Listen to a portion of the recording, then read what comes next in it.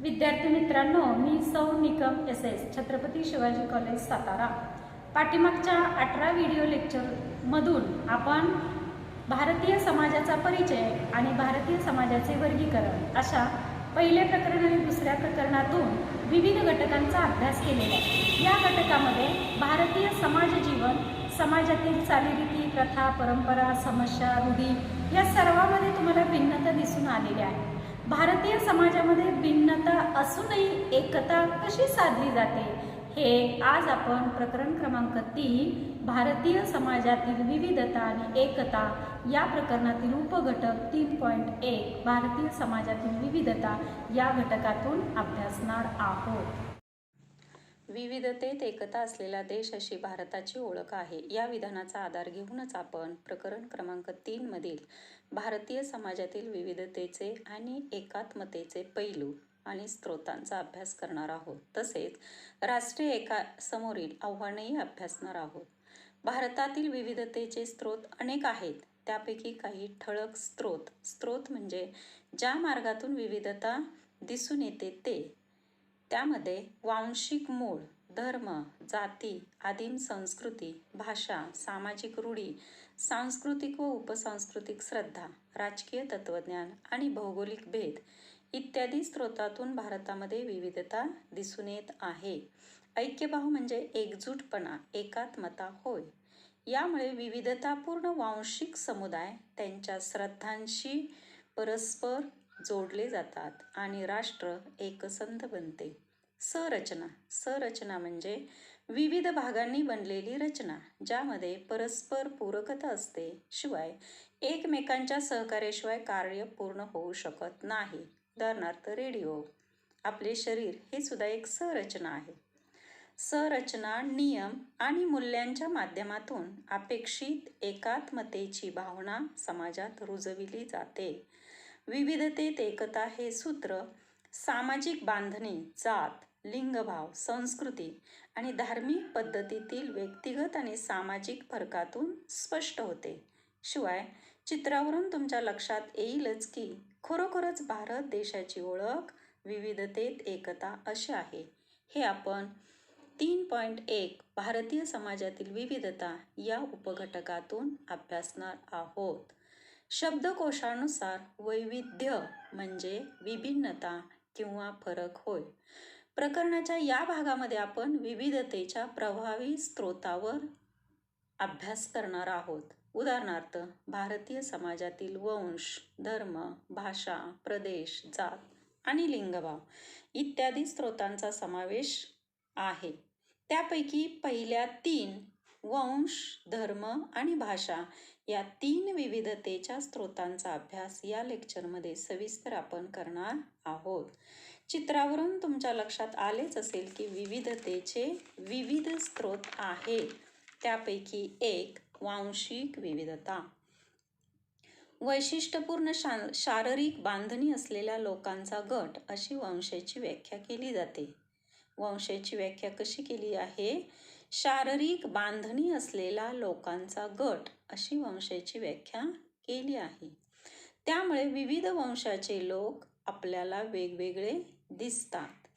वंशाबाबत A.W. Green या समाजशास्त्रज्ञांनी असे म्हटले आहे की वंश हा व्यक्तीचा मोठा जैविक गट होय. अशा गटांची अनेक वैशिष्ट्ये थोड्याफार फरकाने समान असतात. काही आनुवंशिक वैशिष्ट्यांच्या आधारे वांशिक वर्गीकरण केलेले आहे. वंशाचे वर्गीकरण करण्यासाठी ज्यांचा आधार घेतला जातो अशा वैशिष्ट्यांना वंशीय निकष असे म्हटले जाते. भारतातील 130 कोटी लोकसंख्येच्या संस्कृतीचे पद्धतशीर वर्णन करणे अवघड जाते. म्हणून D.N. मुजुमदार व B.S. गुहा या मानवशास्त्रज्ञांनी भारतीय लोकसंख्येचे वंशावर आधारित वर्गीकरण केले आहे. यापैकी B.S. गुहा यांनी भारतीय लोकसंख्येचे 6 प्रमुख वंश आधारित गट पाडले आहेत. ते खालीलप्रमाणे: 1. निग्रोटो, 2. Proto Australoid, 3. मंगोलॉइड, 4. मेडिटरेनियम, 5 वेस्टर्न ब्रॉचिसेफल आणि 6 नॉर्डिक्स.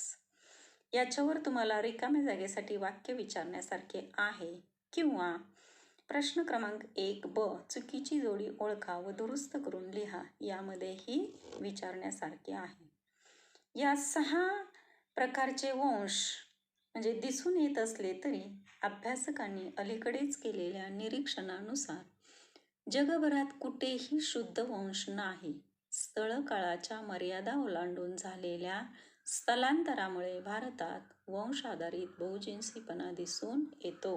म्हणजे स्थळ काळाच्या मर्यादा ओलांडल्यामुळे स्थलांतर झाले आणि त्यामुळे भारतात बहुजिन्सीपणाचे वंश दिसून येत आहेत. आता केवळ बाह्य शारीरिक बांधा हा एकमेव निकष वापरला जात नाही, तर वैज्ञानिक तंत्रज्ञानाच्या वापरामुळे शारीरिक वैशिष्ट्यांचा जैविक आणि DNA या पद्धतीने अभ्यास करता येतो आणि हा अभ्यास विश्वासपूर्ण मानला जातो. म्हणजे वंशाचे वर्गीकरण करत असताना फक्त केवळ बाह्य शारीरिक बांधा हा निकष न वापरता वैज्ञानिक तंत्रज्ञानाच्या वापरामुळे शारीरिक वैशिष्ट्यांचा जैविक आणि DNA या पद्धतीने अभ्यास केलेला आहे आणि तो अभ्यास विश्वासपूर्ण मानला जातो. त्यानंतर दुसरा स्रोत आहे तो म्हणजे धार्मिक विविधता. धर्म म्हणजे अलौकिक शक्तीवरील विश्वास हे आपण इयत्ता 11वीत सामाजिक संस्था या घटकामध्ये अभ्यासलेलं आहे. धर्मसंस्था जगभरात सर्वत्र आढळते हेही विधान रिकाम्या जागेसाठी विचारण्यासारखे आहे. भूतकाळ आणि वर्तमान काळातील सर्व समाजामध्ये धर्मसंस्थेचे अस्तित्व आहे. धार्मिक मतप्रणालीचा आर्थिक, राजकीय, सामाजिक आणि सांस्कृतिक जीवनावर प्रभाव दिसून येतो. म्हणजेच धर्मव्यवस्था मानवी जीवनाच्या आर्थिक, सामाजिक, राजकीय आणि सांस्कृतिक जीवनावर प्रभाव पाडत असल्याचे आजही आपल्याला दिसून येत आहे. धर्म हा भारतीय समाजातील विविधतेचा महत्त्वपूर्ण पैलू आहे म्हणजे भाग आहे. भारत हा बहुधर्मी आणि बहुसांस्कृतिक देश असला तरी संविधानातील धर्मनिरपेक्षतेच्या तत्वामुळे समाजाची धर्मनिरपेक्ष वीण जपली जाते. धर्मनिरपेक्षता म्हणजे सर्व धर्मांना समान स्थान, कोणत्याही धर्माला राजाश्रय नाही, म्हणून भारत हे धर्मनिरपेक्ष राष्ट्र आहे. हेही विधान रिकाम्या जागेसाठी विचारण्यासारखे आहे. भारतामध्ये आदिम समाजाचा आत्मावाद, निसर्गवाद शिवाय हिंदू धर्म, जैन धर्म आणि बौद्ध धर्माचा उगम होऊन भारताची भरभराट झाली आहे. निसर्गवाद म्हणजे काय कोण सांगू शकेल का? प्रकरण क्रमांक 2 मध्ये आदिवासी समुदायाच्या धर्माचे 5 प्रकार आपण अभ्यासलेले आहेत आणि त्यामध्ये एक हा निसर्गवाद आहे. हाही आपण अभ्यासलेला आहे. तर निसर्गवाद म्हणजे नदी, झरे इत्यादी निसर्ग शक्तींचे पूजन करणे होय. तसेच नंतरच्या काळात ख्रिस्ती, इस्लाम, पारशी आणि शीख धर्माचा प्रभावही आढळतो. या प्रत्येक धर्माच्या कल्पना व श्रद्धा वेगवेगळ्या आहेत तरी हे धर्म भारतीय समाजात एकोप्याने नांदतात. हे आजही आपण पाहत आहोत की भारतात विविध धर्म आहेत, परंतु तरीसुद्धा प्रत्येक धर्माच्या धर्मकल्पना, श्रद्धा ह्या वेगवेगळ्या आहेत. तरीसुद्धा भारतीय समाजामध्ये हे सर्व धर्म एकोप्याने नांदत आहेत. भारतीय संविधानाने धर्म स्वातंत्र्याचा हक्क मूलभूत हक्कामध्ये नमूद केलेला आहे. म्हणजे मूलभूत हक्कामध्ये, प्राथमिक हक्कामध्ये, महत्त्वाच्या हक्कामध्ये किंवा धर्म स्वातंत्र्याचा हक्क हा प्राथमिक हक्कामध्ये नमूद केलेला आहे. आवश्यक म्हणून त्याचा उल्लेख केला जातो. धर्माचे अनुयायी एकत्रितपणे धार्मिक उत्सव साजरे करतात. अशा उत्सवामुळे सर्व धर्माचे लोक एकत्र येतात. जसे की गणपती, दिवाळी, रमजान ईद, ख्रिसमस इत्यादी. तर काही महत्त्वाच्या सणांच्या दिवशी भारत सरकारने शासकीय सुट्टी जाहीर केली आहे. त्याच्या पाठीमागचा उद्देश लोकांना उत्सव साजरा करता यावा हाच आहे. उदाहरणार्थ गुड फ्रायडे, रामनवमी इत्यादी. त्यानंतर विविधतेचा तिसरा स्रोत आहे तो म्हणजे भाषिक विविधता. बहुभाषिकता हे भारतीय जीवन पद्धतीचे वैशिष्ट्य आहे. सन 1956 मध्ये भाषेच्या आधाराने राज्याची पुनर्रचना करण्यात आली. हेही विधान वस्तुनिष्ठ प्रश्नासाठी विचारण्यासारखे आहे. उदाहरणार्थ, भाषेवर राज्य पुनर्रचना किती साली करण्यात आली? तर भाषेवर राज्य पुनर्रचना ही 1956 साली करण्यात आली. म्हणून विशिष्ट राज्यातील लोक विशिष्ट भाषा बोलतात. उदाहरणार्थ, महाराष्ट्र मराठी, पंजाब पंजाबी.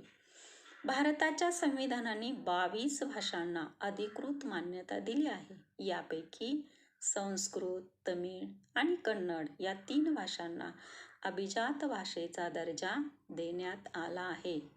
भारताच्या भाषिक धोरणांतर्गत भाषिक अल्पसंख्याकांना संरक्षणाची हमी देण्यात आली आहे. विद्यार्थ्यांना त्यांच्या मातृभाषेत प्राथमिक शिक्षण मिळावे हे भारताचे खास वैशिष्ट्य आहे. संयुक्त राष्ट्रांनी दिनांक 21 फेब्रुवारी 2017 हा आंतरराष्ट्रीय मातृभाषा दिन म्हणून जाहीर केला आहे. मातृभाषेतून शिक्षण घेतल्याने विद्यार्थ्यांचा पूर्ण क्षमतेने विकास होतो. हिंदी राष्ट्रभाषा तर इंग्रजी संपर्क भाषा आहे. प्रशासन, शिक्षण आणि इतर लोकसंपर्काच्या क्षेत्रामध्ये मातृभाषेच्या वापरास प्रोत्साहन देण्यास भाषेचे धोरण मान्यता देते. आज भाषिक विविधतेचे संवर्धन करण्याची गरज आहे. वैविध्यपूर्ण भाषा बोलणारे लोक दुर्मिळ होत आहेत. मातृभाषा नाकारून इतर प्रमुख भाषांचा स्वीकार करण्यात येत आहे. भाषिक वैविध्याचे जतन करण्यासाठी लोकांचा सहभाग महत्त्वाचा आहे. भाषिक विविधता हा भारताचा सांस्कृतिक ठेवा आहे. आकाशवाणी आणि प्रसार भारती आपल्या कार्यक्रमांचे प्रसारण 23 भाषा आणि 179 बोलीभाषेतून करत आहे. भारतात 79 भाषा व 544 बोलीभाषा प्रचलित आहेत. शिवाय सर्वाधिक भारतात 57.1% लोकसंख्या हिंदी भाषिकांची आहे, तर 8.2% लोकसंख्या मराठी भाषिकांची आहे. थोडक्यात किंवा सारांश, आज आपण प्रकरण क्रमांक 3 भारतीय समाजातील विविधता आणि एकता या प्रकरणातील उपघटक 3.1 भारतीय समाजातील विविधता या घटकातील वांशिक विविधता, धार्मिक विविधता, भाषिक विविधता इत्यादी विविधतेचे स्रोत अभ्यासले आहे. तर प्रादेशिक विविधता, जाती विविधता, वर्ग विविधता व लिंगभावावर आधारित विविधता इत्यादी स्रोत पुढील लेक्चरला आपण अभ्यासणार